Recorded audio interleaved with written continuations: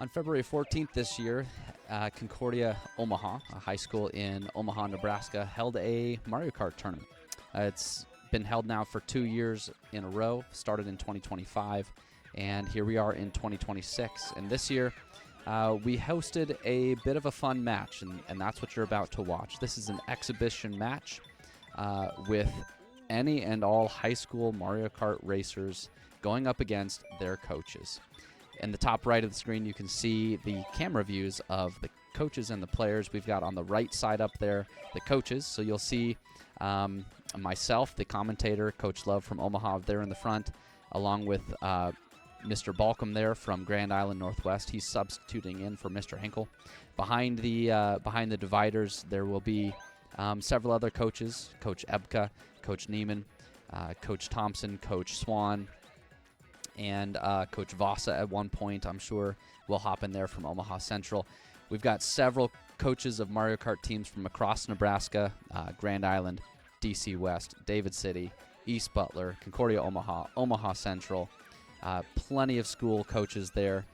And on the left side of that screen, you're going to see their racers. These are all the competitors that came to the Concordia Mario Kart tournament in 2026 on February 14th.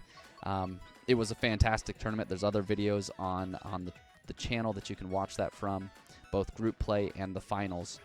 And this was just a bit of a fun match. So rarely do the coaches get to compete against their racers.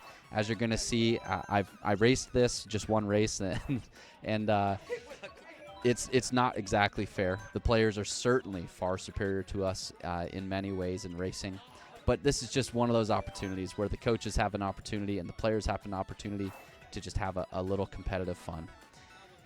The rules were 6v6. Teams were set to be on. It's on 150cc, and you're going to see subs going both ways in between races. It's just a Grand Prix of 4 races. Top score wins at the end.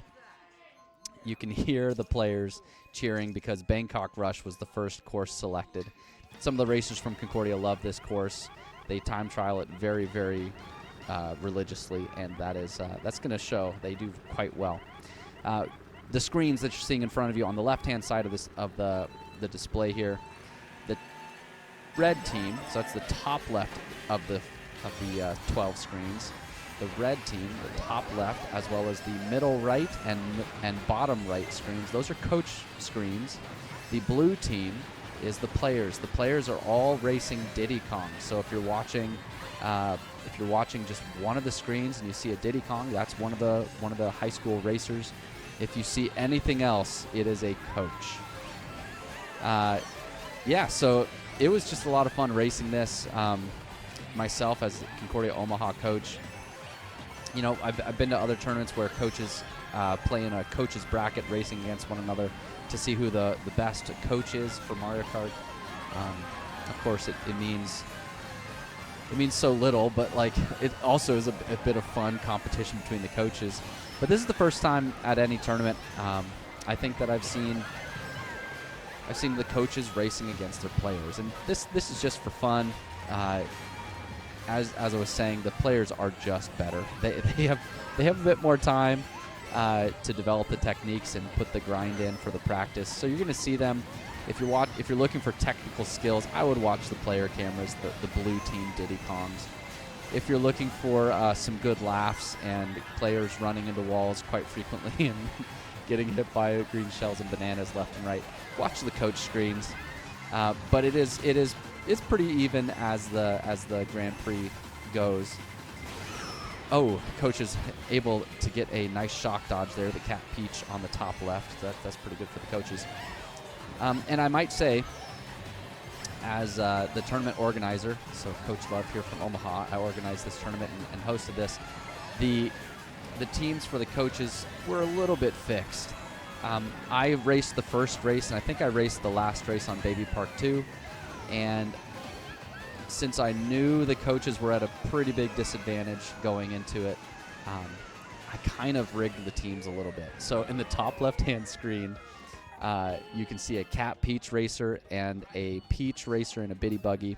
They just took first and second in that first course. They are the most recent coach hires in Nebraska. They were hired on the day of the tournament. Mr. Thompson and Mr. Swan. They were the brand new official coaches for the day, and they are past state championship racers for Concordia Omaha. Both have won the state championship in Division II 2 years in a row. They won in 2024 and they won in 2025. So they're quite good. They do race every single race. So if you're watching the top right-hand player camera, they won't ever sub out. I just noticed looking at it, Coach Ebka from David City subbed in for me in the right foreground seat. And it looks like, if I remember correctly, the coaches did win that first race, but that's about to change. So Moo Moo Meadows is going to be our second map. We'll see how this one goes. I'll try to get a little more play-by-play commentary now that I'm done introducing it and introducing who the players are and who the coaches are. You can see the other coach, N Love, walking across the player camera right now. He's another a parent of one of the racers from Concordia. He teaches science here over at Omaha Concordia. And little known fact, back from the Super Mario Circuit days, that's the SNES Mario Kart, Super Mario Kart era, he was one of the sweatiest Mario Kart players of the time.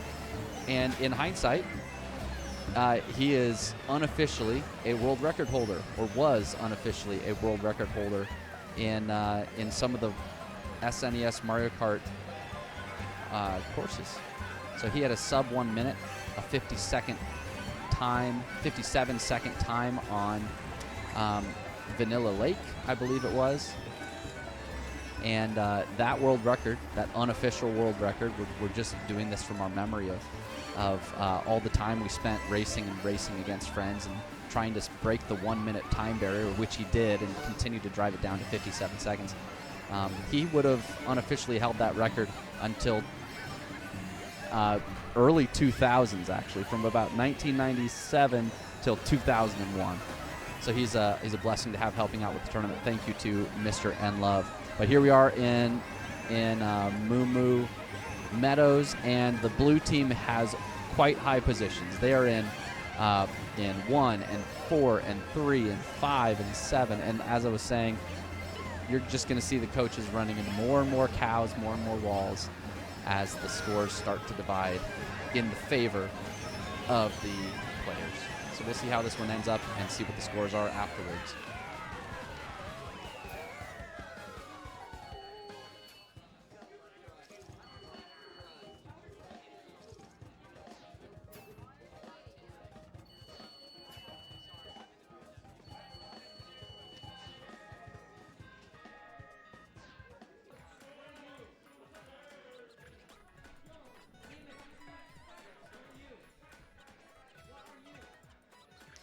Had to step away from the mic for a moment there as my wife and son came in. So there's gonna be a bit of a blip in the recording there, is in terms of the video. And I missed the score, which I was hoping to see. Shoot. But anyway, so here we are now looking at the third race. We get Mute City. I know that the players did some substitutions there.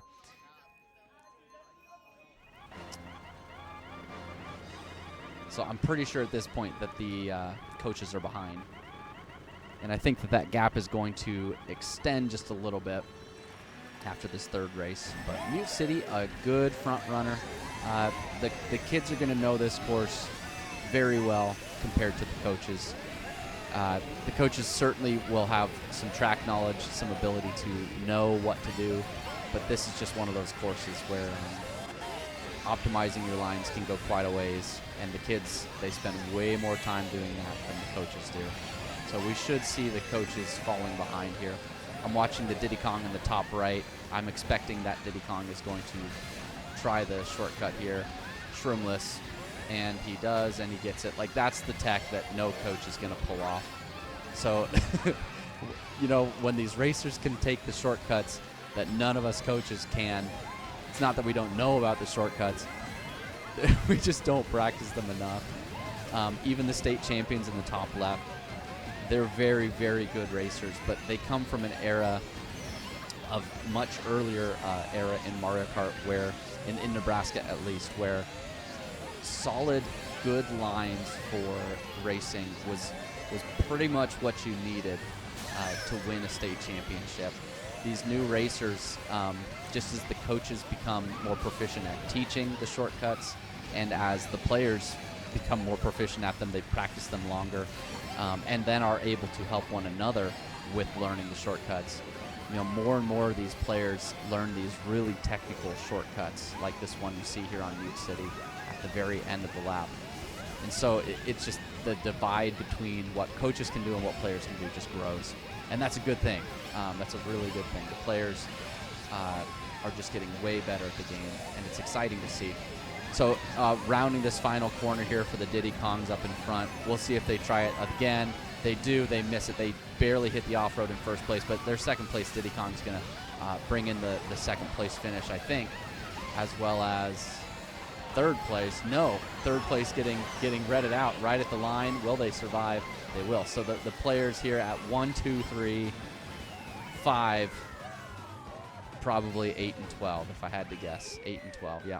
So that's a good race for the players, and this is where, like I said at the beginning, courses like this, it's just favorable for the players.